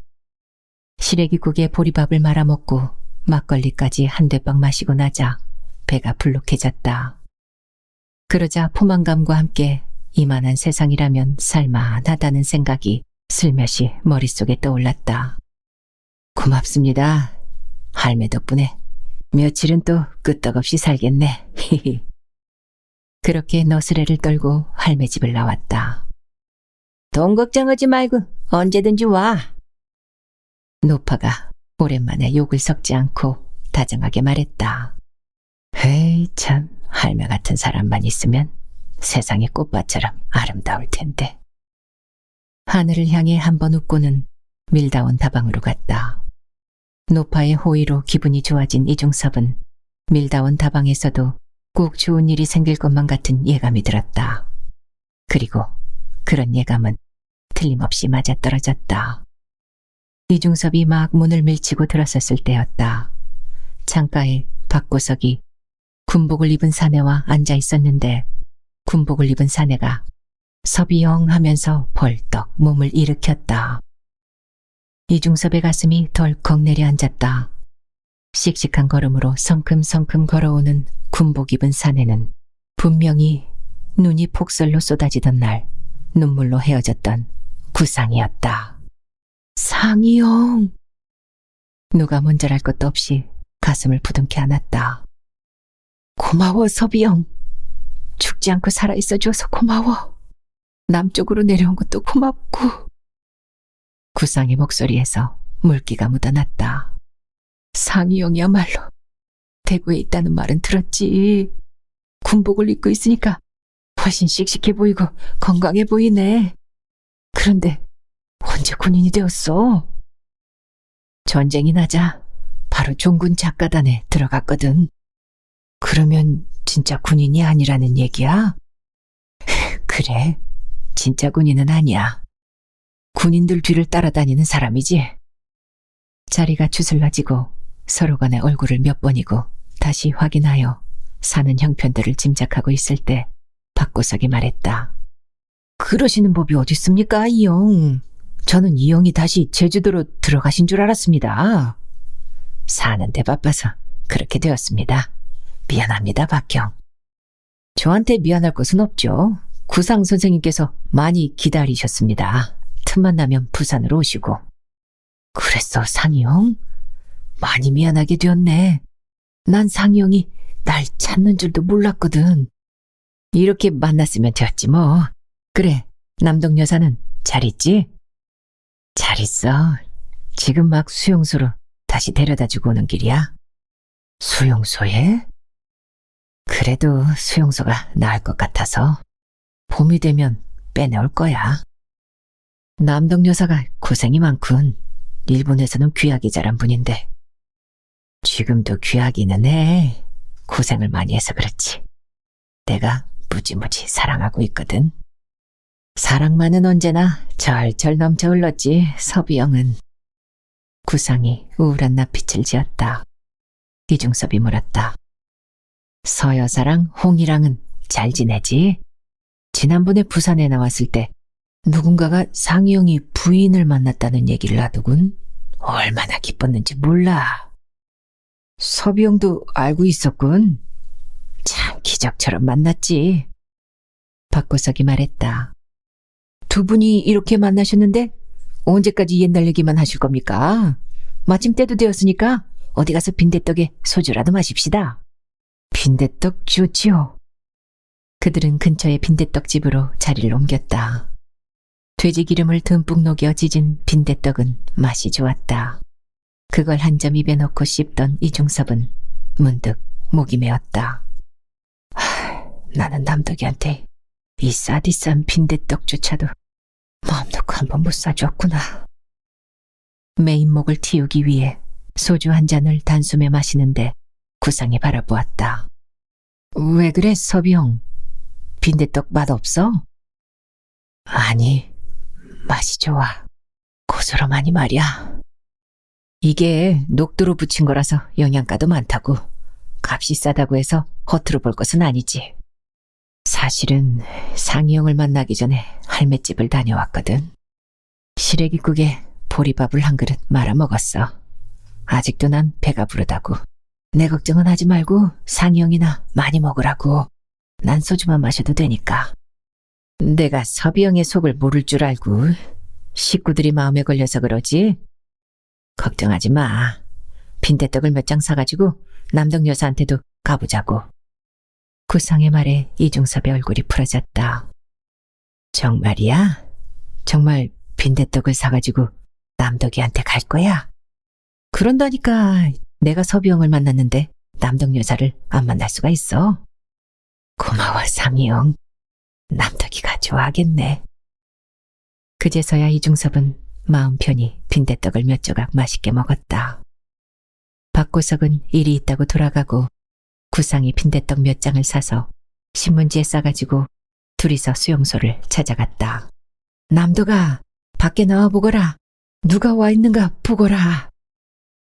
한나절도 채 못되어 찾아온 남편을 멀뚱멀뚱 바라보는 남덕을 이중섭이 손짓으로 불러냈다. 그 사이에 반가웠는지 두 아들 녀석이 달려와 발 하나씩을 붙잡고 늘어졌다. 고생이 많으시군요, 아주머니. 남덕의 험상궂은 몰골에 구상의 눈빛이 붉어졌다. 아닙니다, 구 선생님. 저희들 때문에 아이 아빠 마음고생이 많지요. 저희들은 아무렇지도 않습니다. 하루빨리 좋은 세월이 와야 할 텐데요. 곧 그런 날이 오겠지요. 남덕이 품위를 잃지 않고 또박또박 말했다. 움푹 들어간 눈에는 문어학원 시절에 프랑스어를 잘하던 한 청순한 소녀의 눈망울이 아직도 살아있었다. 태연이 놈이 고소한 냄새를 맡았는지 구상이 들고 있는 빈대떡을 가리키며 물었다. 아저씨 이거 먹는 거야? 그래, 먹는 거다. 아이, 좋아라. 엄마, 먹는 거래요. 아저씨가 먹을 것을 사오셨어요. 태연이 놈이 손뼉을 치면서 펄쩍펄쩍 뛰었고 태성이 놈도 덩달아 손뼉을 쳤다. 빈대떡입니다. 아직도 따뜻한데 식기 전에 아이들 주십시오. 고맙습니다. 구 선생님도 어려우실 텐데 뭐하러 이런 걸 사오셨습니까? 남덕이 눈을 내리깔고 빈대떡을 받았다. 아이들이 어서 먹자고 조르자 조금 있다가 수용소의 아이들과 나누어 먹자면서 살포시 웃었다. 다른 아이들은 먹을 것이 생겨도 안 나눠주는데. 태연이가 불만을 터뜨리자 그래도 그러는 것이 아니라고 아이를 달랬다. 그 모습을 차마 보고 있을 수가 없었던지 이중섭이 먼저 돌아섰다. 어떻게든 자리를 잡아야 해. 내가 섭이 형이 할 만한 일을 찾아볼게. 어쩌면 쉽게 잡힐 것 같기도 해. 구상이 무슨 작정이라도 있는지 그렇게 말했다. 나 때문에 상이 형 너무 신경 쓰지 마. 부두 노동도 하다 보니까 재미가 있던데 뭘. 토마스 아사한테 가끔 정강이를 차여서 그렇지 먹고 사는 데는 지장이 없다고. 그건 섭이 형이 할 일이 아니야. 내가 할 줄 아는 것이라고는 그림을 그리는 일밖에 없는데 그런 일자리가 어디 있겠어. 이중섭은 구상이 마련해준다는 일자리에 크게 기대를 갖지 않았다. 몇 년 먼저 내려오기는 했지만 구상도 피난민 신세이긴 마찬가지였다.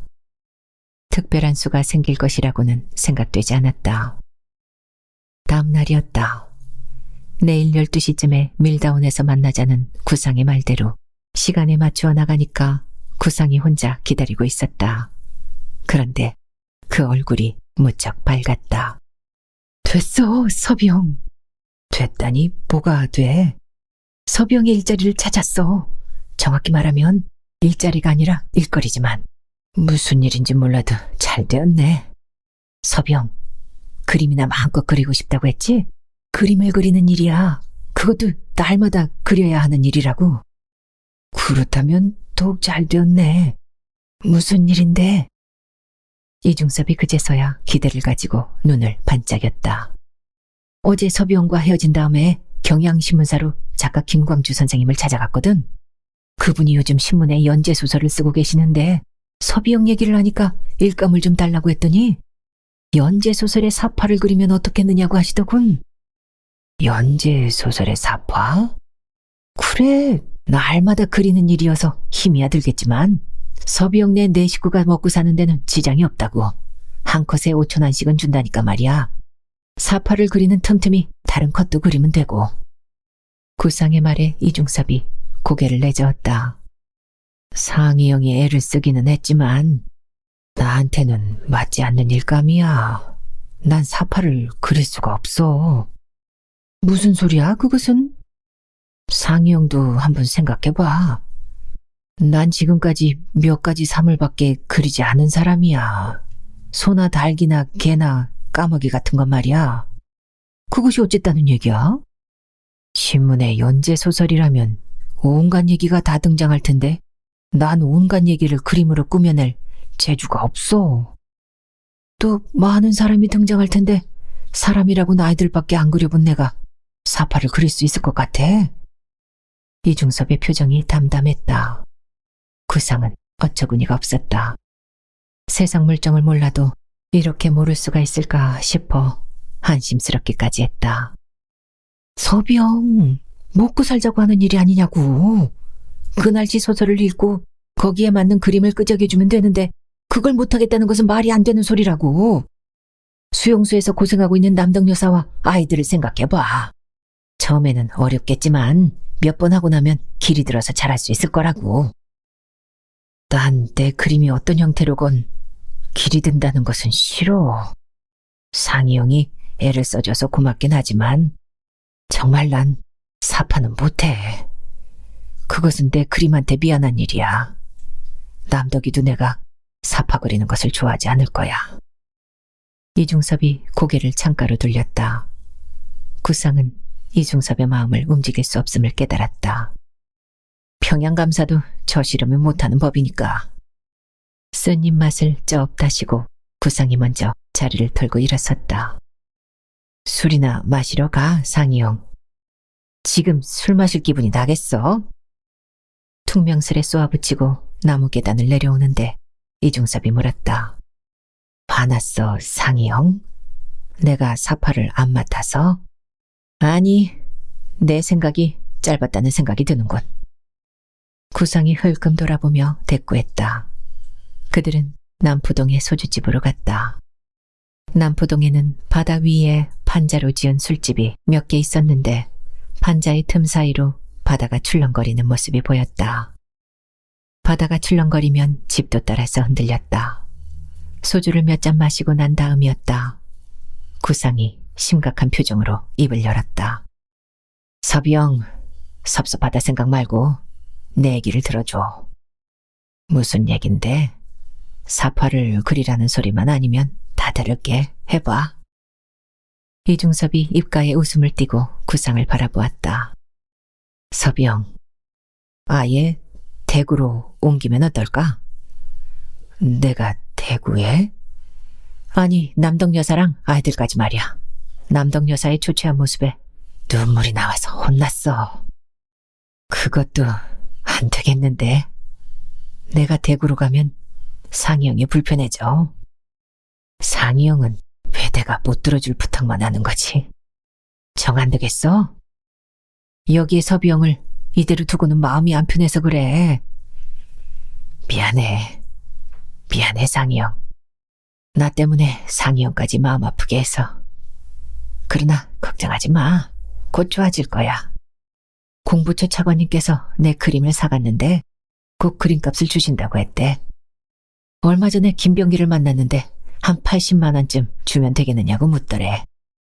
병기 형이 곧 그림값을 받아준다고 했으니까 그러면 난 부자가 되는 거라고. 이중섭이 신이 나서 얘기했다. 며칠 전에 그런 일이 있었다. 밀다운에서 만난 김병기가 그림값을 곧 받을 수 있겠다면서 그런 소리를 한 것이었다. 한 달에 한 번씩만 그런 일이 있으면 좋겠군. 그러나 그것은 특별한 일이라고. 지금은 전쟁 중이고 전쟁 중에도 그림을 살 수 있는 사람은 많지 않아. 그림이 안 팔리면 부두노동을 나가지. 그곳에는 일거리가 얼마든지 있으니까. 이봐, 서비영. 부두노동이나 하자고 죽음을 무릅쓰고 남으로 내려온 것은 아니잖아. 먼 산의 오마니께서 하시면 피눈물을 흘리시겠군. 구상의 말에 이중섭이 고함을 버럭 찔렀다. 아무리 상이형이지만 내 앞에서 오만이 얘기는 하지 마. 미칠 것 같단 말이야. 미안해. 내가 또 아픈 곳을 찔렀군. 두 사람이 소주 한 병을 비웠을 때였다. 박고석이 나타났다. 아니, 박형이 여기엔 어쩐 일이십니까? 제가 말씀드리지 않았던가요? 사실 여긴 제 아내가 하는 술집입니다. 그렇습니까? 전 그걸 까맣게 모르고 있었군요. 그래도 학교 선생 부인인데 술집을 하는 것이 무슨 자랑거리라고 떠벌리고 다니겠습니까? 박고석이 너털 웃음을 터뜨렸다. 그제서야 이중섭은 평소 박고석에게 가지고 있던 어떤 의문점 하나가 풀린 기분이었다.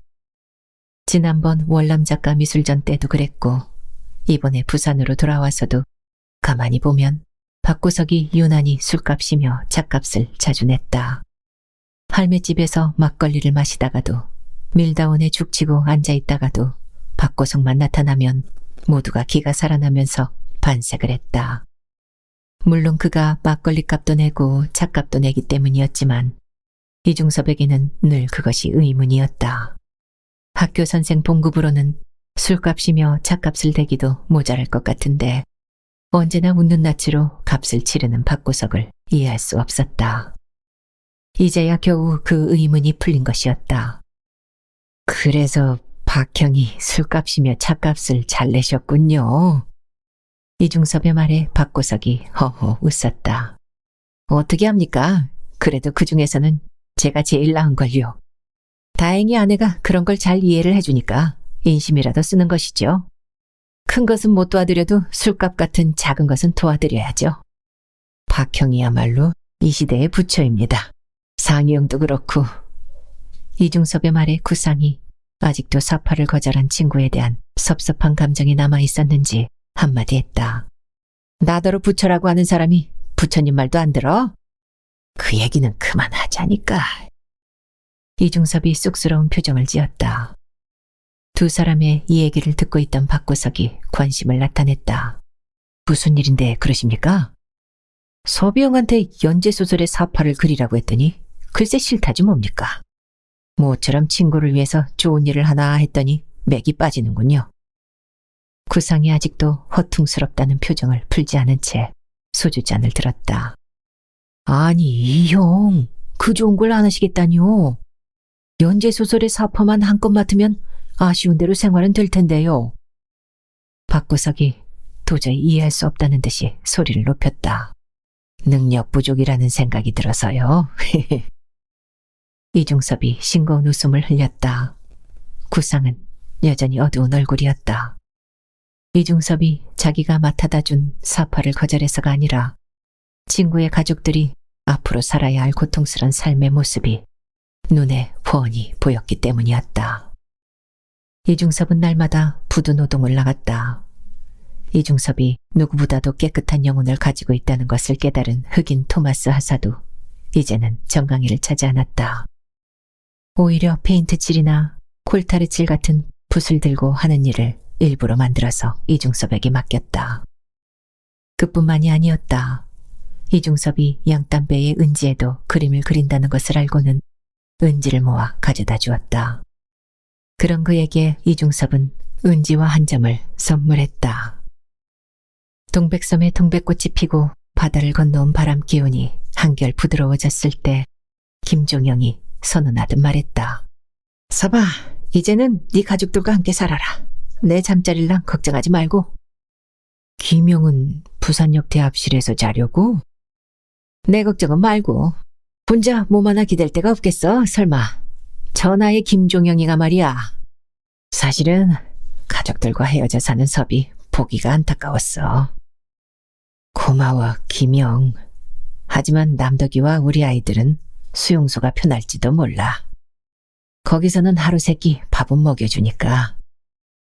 집을 내주고 밖에서 떠돌 김종영의 처지를 생각하고 이중섭이 고개를 내저었다. 내 말대로 해. 아무리 힘이 들어도 가족은 함께 모여 살아야 된다고. 그리고 그날부터 김종영은 집에 들어오지 않았다. 에이 참, 아직도 밖은 추울 텐데. 이중섭이 중얼거리며 하늘을 올려다보았다. 하늘은 우중충했다. 김병기가 부두로 찾아온 것은 이중섭이 남덕이를 수용소에서 데리고 나올까 말까를 가지고 며칠을 고민하던 어느 날 오후였다. 그날은 페인트 일감도 없어 오일 드럼을 배에 실는 작업을 했다.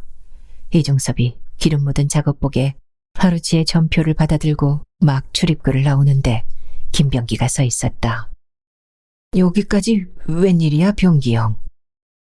어깨를 나란히 하고 나오면서 이중섭이 물었다. 중섭이가 할매집에도 밀다원에도 나타나지 않으니까 내가 찾아오는 수밖에 없잖아. 거기에 나가봐야 맨날 보는 얼굴들만 만나서 말이야. 중섭이는 호주머니에 술값이 있을 때만 나타난다고 하더군. 자기 호주머니에 돈 떨어지면 아예 얼굴도 안 비치고. 사람이 왜 그래? 모르겠어.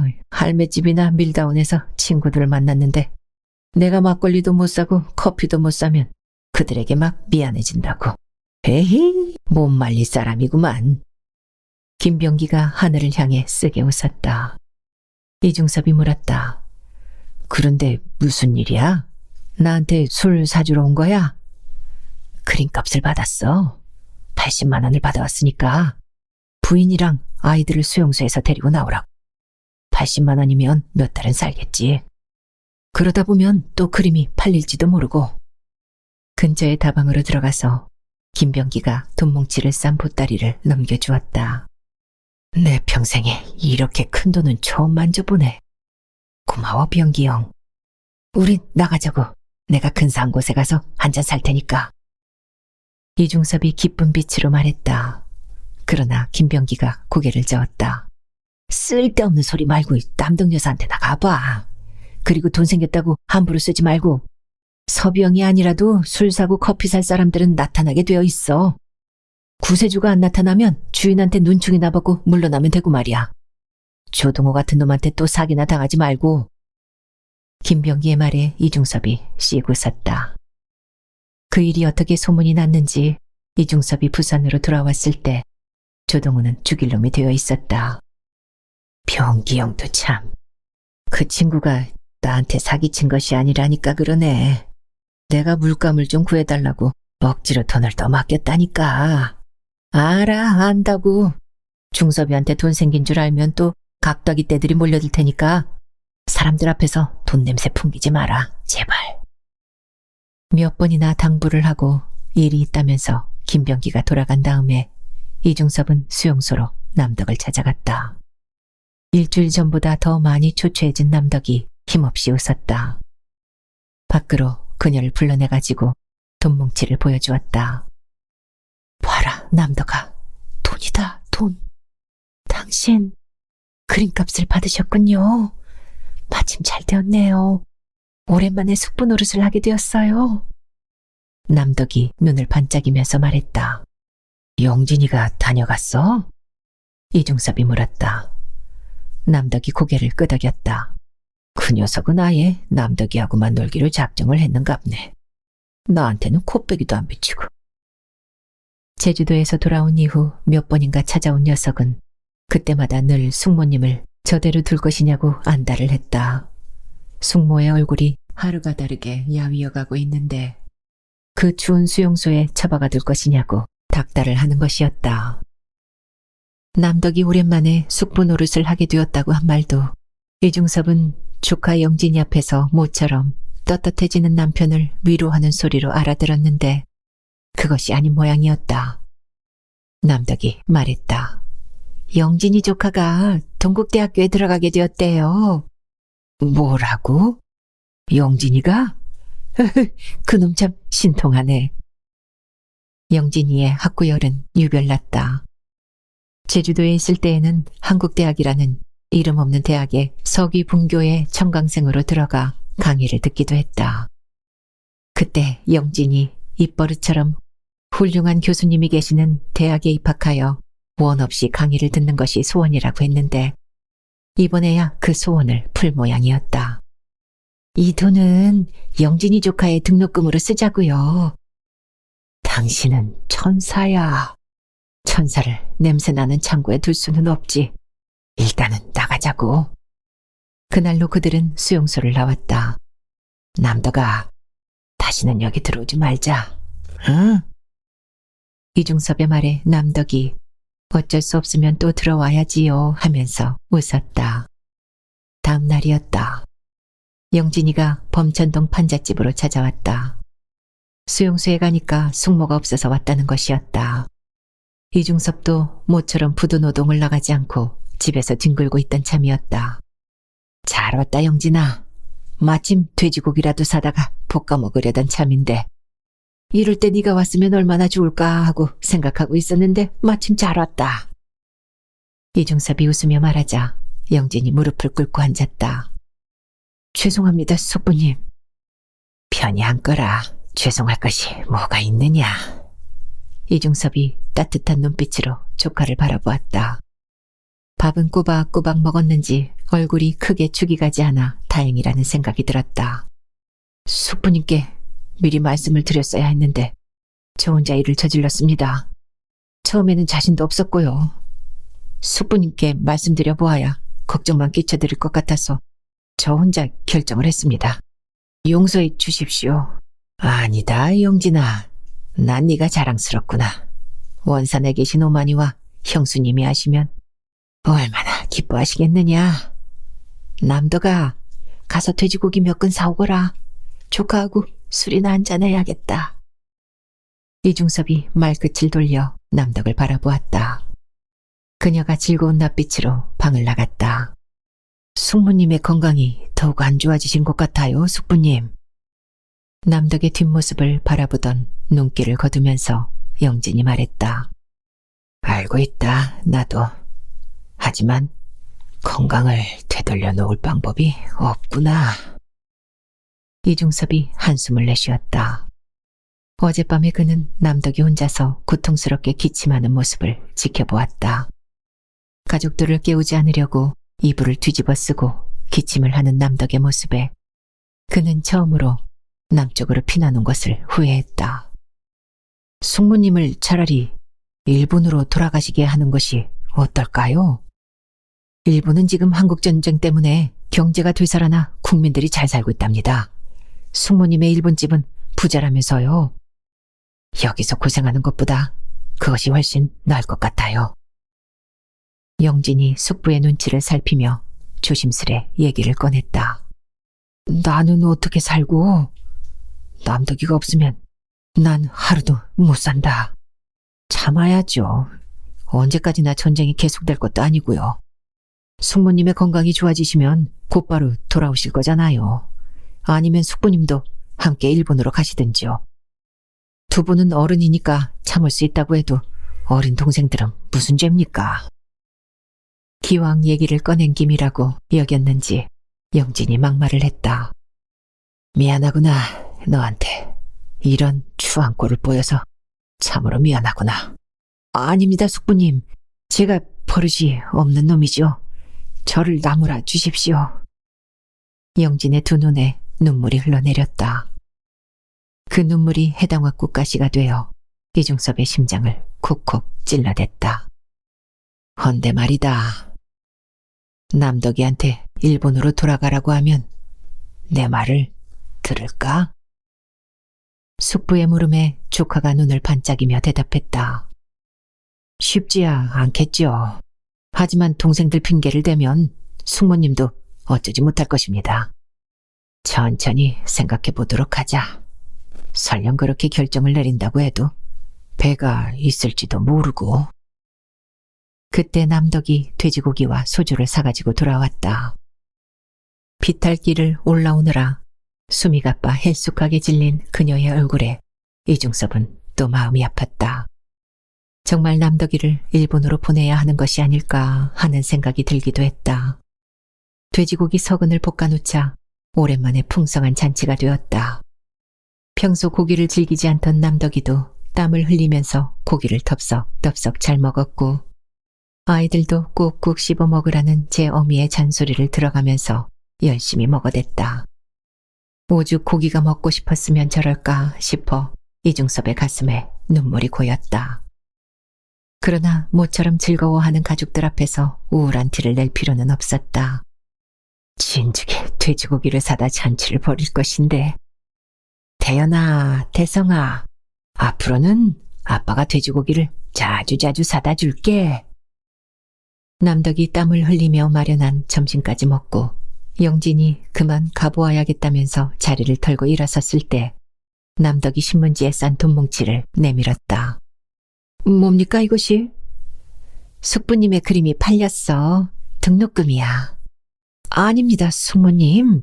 저 혼자서도 충분히 등록금을 마련할 수가 있습니다. 두 분께 이런 폐나 끼치자고 한 짓이 아닙니다. 이 돈이면 숙모님께서 몇 달은 몸보신을 하실 수가 있습니다. 제 걱정은 마시고 숙모님의 몸이나 돌보십시오. 바꿔라, 영진아. 다행히 그림이 팔리고 꼭 필요할 때에 그림값을 받게 되어 얼마나 기쁜지 모르겠구나. 전 이 돈을 받을 수가 없습니다, 숙부님.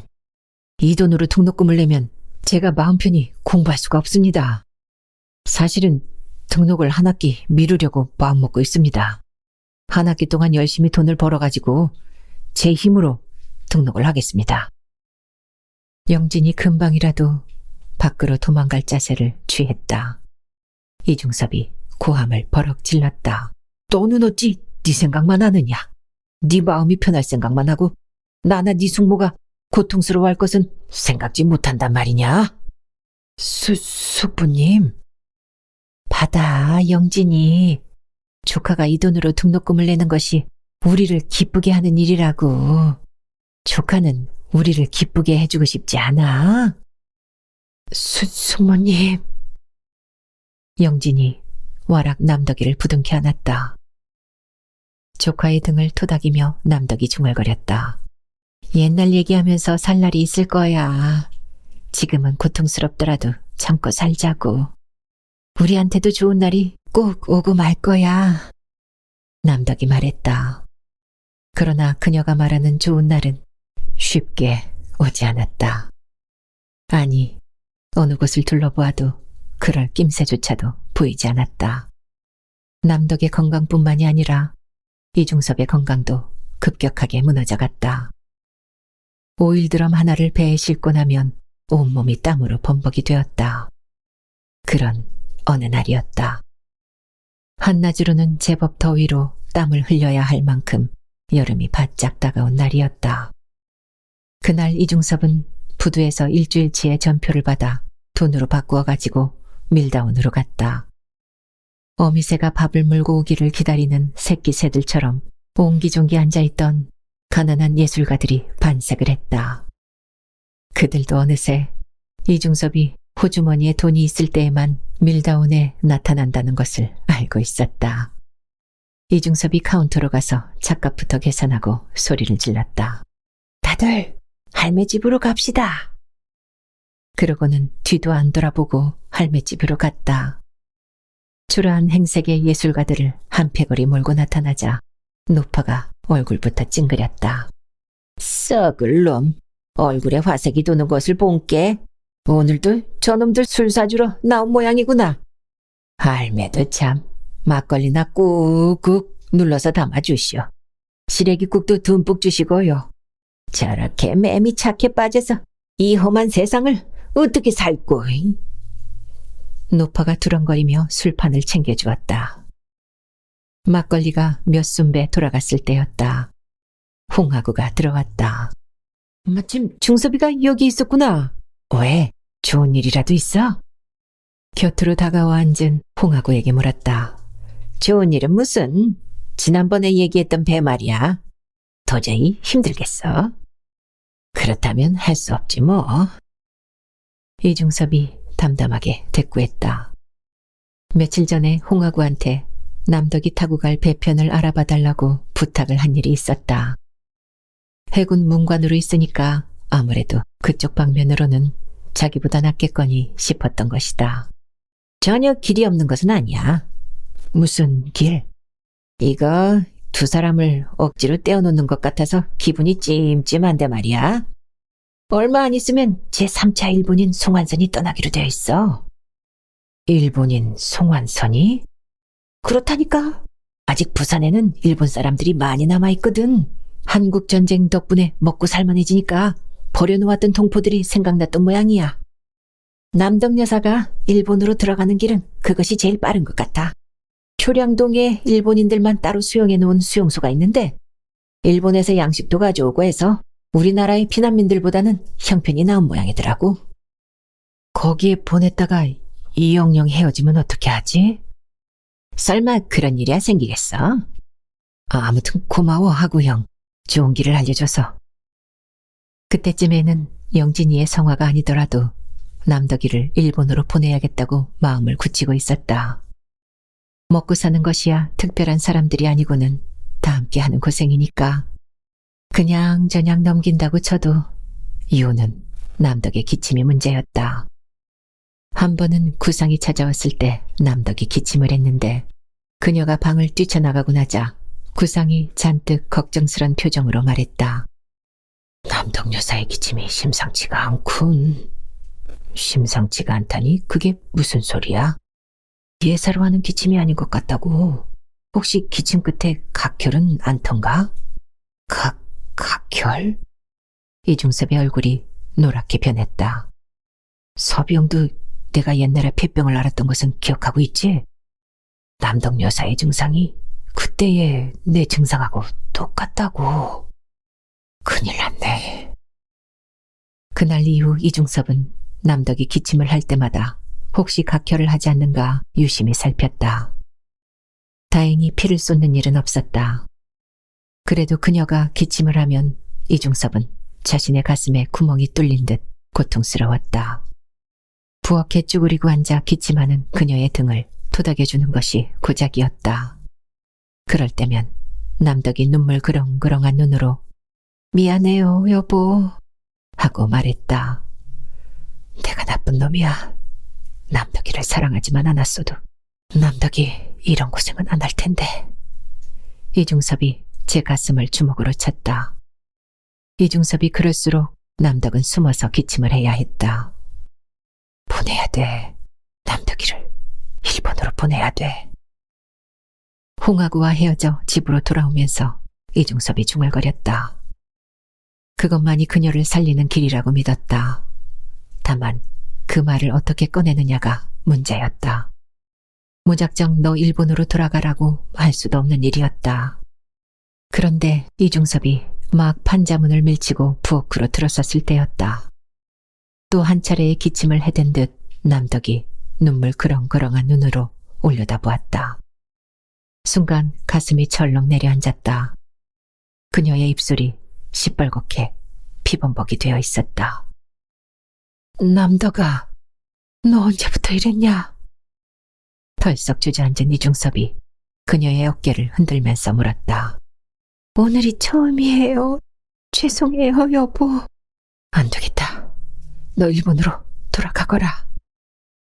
이중섭의 입에서 서슴없이 그런 소리가 나왔다.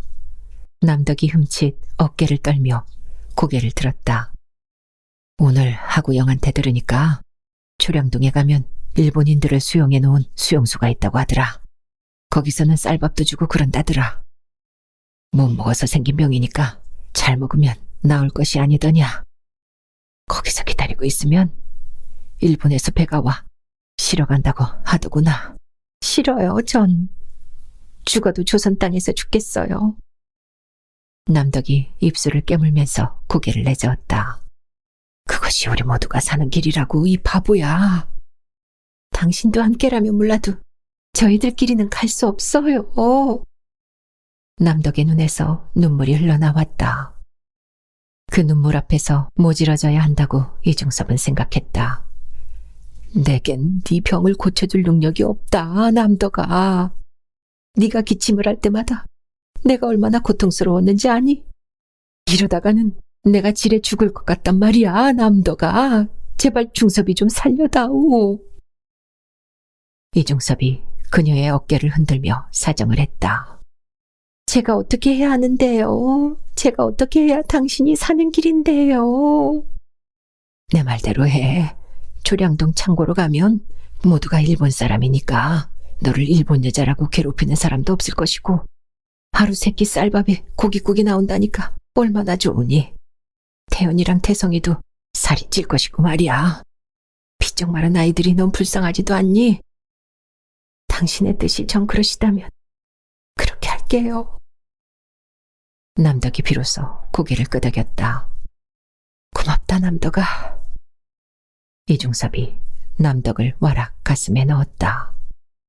그녀의 검붉은 입술이 바로 눈 밑에 있었다.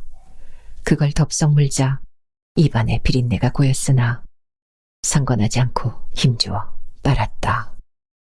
저도 그런 생각을 안 한 것은 아니에요. 출양동에 가면 일본인들이 훨씬 나은 조건으로 수용이 되어 있다는 것도 알고 있었고요. 저라고 왜 그곳으로 가고 싶은 마음이 없었겠어요. 제가 일본 여자라고 아이들이 먹는 밥까지 빼앗아가는 사람이 있을 때마다 그곳으로 가고 싶기도 했어요. 그래도 갈 수가 없었던 것은 혹시라도 당신한테 누가 될까 싶어서였지요. 다른 조선 남자들처럼 당신이 나를 버린 줄 알고 혹시라도 일본 사람들이 오해를 할까 싶어서였지요. 그러나 당신의 뜻이 정 그러시다면 당신의 뜻에 따르겠어요. 그곳에서 기다리다가 일본에서 배가 오면 그걸 타겠어요. 오래 걸리지는 않을 거야. 곧 전쟁이 끝나고 모든 것이 정상으로 돌아오면 우린 만날 수 있을 거라고. 그러니까 남덕이는 아무 걱정 말고 몸이나 잘 돌보라고. 알았어요. 당신의 말씀 씩씩하게 한번 살아볼게요. 남덕이 입술을 깨물면서 몸부림을 쳤다. 이중섭이 눈물로 범벅이 된 슬픈 몸뚱이를 안아주었다.